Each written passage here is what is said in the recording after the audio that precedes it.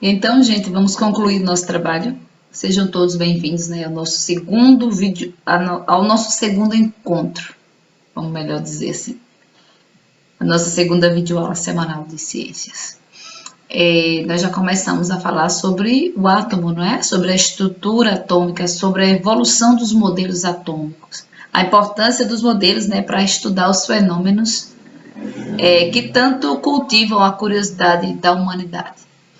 Mas agora nós vamos continuar a falar sobre isso, sobre o átomo, né, sobre os elementos químicos, que é o que corresponde ao nosso segundo momento. Vamos pegar o nosso livro. Nós reveremos os íons, número atômico e de massa e a organização dos elétrons. Nós vamos encontrar o assunto lá da página 112 à página 114, né? Pouquinho assunto, mas a gente encontra, tá bom? Gente, nós vimos que o átomo, ele é eletricamente neutro, não é? Quando ele é neutro, o número de elétrons é igual ao número de prótons e suas cargas elétricas têm o mesmo valor, apenas com sinais contrários, né? Então um anula o outro. Mas existem certas situações em que o átomo pode ser diferente. Então ele pode ganhar ou perder elétrons. E aí ele vai deixar de ser neutro, não é? Porque se ele ganha, ele fica mais negativo, não é? Se ele perde, ele fica mais positivo. Então, nesse caso, se ele acontece uma das duas opções, né? O ganhar ou perder elétrons, ele passa a se chamar íon. Quando o átomo neutro ganha um elétron, que ele fica com carga total negativa, ele é chamado de ânion. E quando é o contrário, quando ele perde elétron e fica com carga total positiva, ele recebe o nome de cátion. Então, recapitulando, íon quando ele ganha ou perde, né? Agora, ânion quando ele fica negativo e cátion quando ele fica positivo, certo? Então, ânion e cátion são íons. No nosso livro aí vocês podem ver os exemplos, né, que foi dado aí do átomo de lítio e átomo de flúor, certo?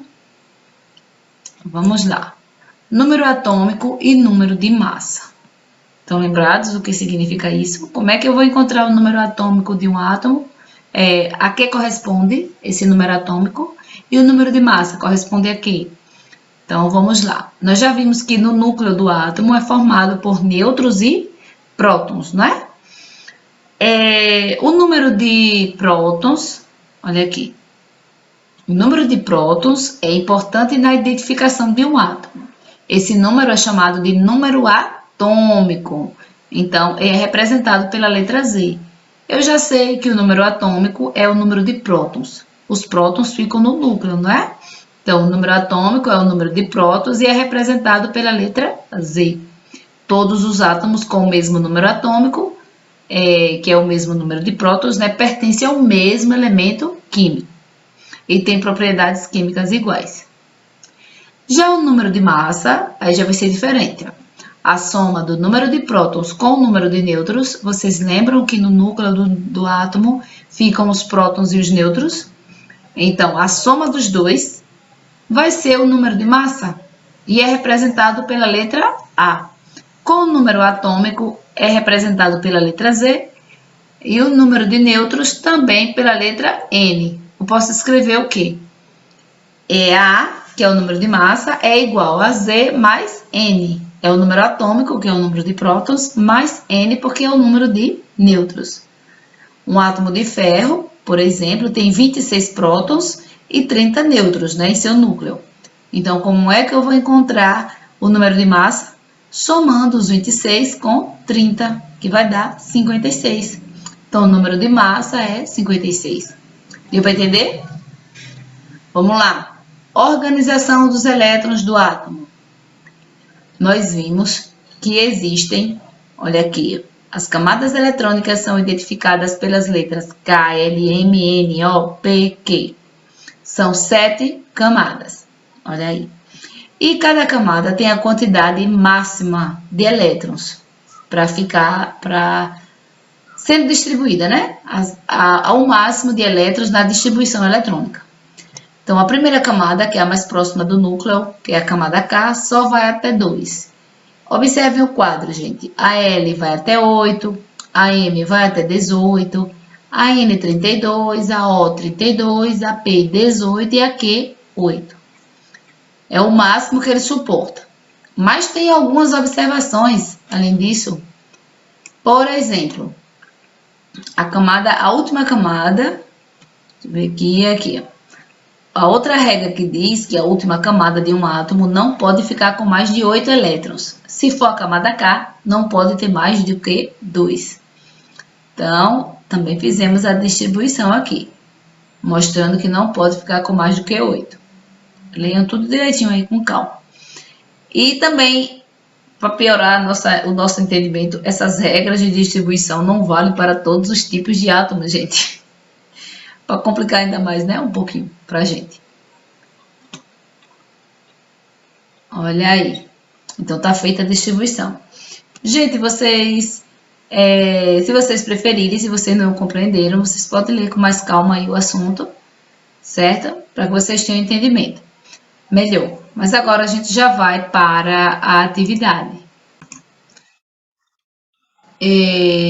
Nós temos 3 questões para responder. Questão 4, 7 e 12. Então, nós vamos responder agora a questão 4. Olha só, no caderno, indique as afirmativas verdadeiras sobre a estrutura do átomo. Então, apenas as verdadeiras. O que foi que nós descobrimos até agora a respeito do átomo? Letra A. No átomo, há 2 regiões, o núcleo e a eletrosfera. Estão lembrados? Isso é verdade, gente? Essa afirmativa está correta? Está correta, não é? O núcleo e a eletrosfera. Nós acabamos de falar. O núcleo é formado por prótons e nêutrons e a eletrosfera é por onde circulam o quê? Os elétrons, não é? Muito bem. Então, resposta à letra A, marca o xizinho aí que está correto. A letra B. Para Dalton, o átomo era uma partícula indivisível. Vocês lembram? Qual era a ideia de Dalton? Era apenas uma esfera indivisível, não é? As outras estruturas foram aparecendo no decorrer do tempo, né, com outros cientistas fazendo suas experiências, né, os seus experimentos, até identificar outras estruturas. Mas para Dalton, era uma partícula indivisível, não era apenas uma esfera. Letra C. Então, vocês vão marcar a letra B também como verdadeira, gente, tá certo? A letra C. Os modelos de átomo de Rutherford e Bohr possuem espaços vazios em seu interior. E aí, é verdade? Verdade, não é? Lembram que o modelo de Dalton não tinha espaço vazio, era apenas uma esfera. Mas já com o decorrer dos experimentos, né, a partir dos experimentos, eles descobriram que tinha espaços vazios, né? Lembram lá da experiência de Rutherford, que os raios passavam direto, né? Enquanto outros se desviavam. Então, tá correto. A letra D. O átomo é a menor parte da matéria, verdade? Já descobriu que o átomo também tem as estruturas menores, não é? Inclusive, outras que precisam do estudo da física, da matemática, né? Que é difícil para a gente entender.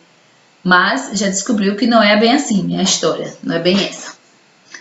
Gente, a letra E. Os prótons, nêutrons e elétrons localizam-se no núcleo do átomo. Aí, tá verdadeira? Essa afirmação é verdadeira? Prótons, nêutrons e elétrons localizam-se no núcleo? Não, não é? Não é verdadeiro, não. O que é que está errado aí?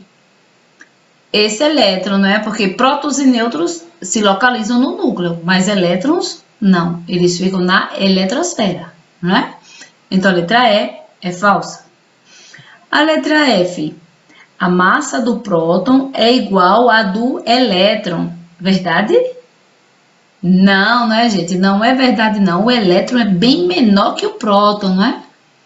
Então, o próton é a quantidade que é a mesma, né? Mas a massa, não. O elétron é bem menorzinho, né? Tem bem menos massa do que o próton. Letra G. O próton tem carga elétrica positiva, enquanto o elétron tem carga elétrica negativa. E aí, está certo ou não está? Certo, não é? Isso mesmo, porque os nêutrons, a carga elétrica é neutra, não é? Então, próton é positivo e elétron é negativo. Letra H. O número de prótons de um átomo corresponde ao seu número atômico. Verdade? Verdade, não é? Verdade. O número de prótons corresponde ao número atômico. A letra I. A soma do número de prótons e do número de elétrons é o número de massa do átomo. O que vocês acham? O número de massa corresponde a quê? Ao número de prótons mais o número de nêutrons, não é de elétrons. Então, essa afirmativa está errada. A letra J. O núcleo do átomo tem carga elétrica total positiva. Olha, o núcleo do átomo tem carga elétrica total positiva. Verdadeiro ou falso? O que vocês acham? O núcleo do átomo tem carga elétrica total positiva.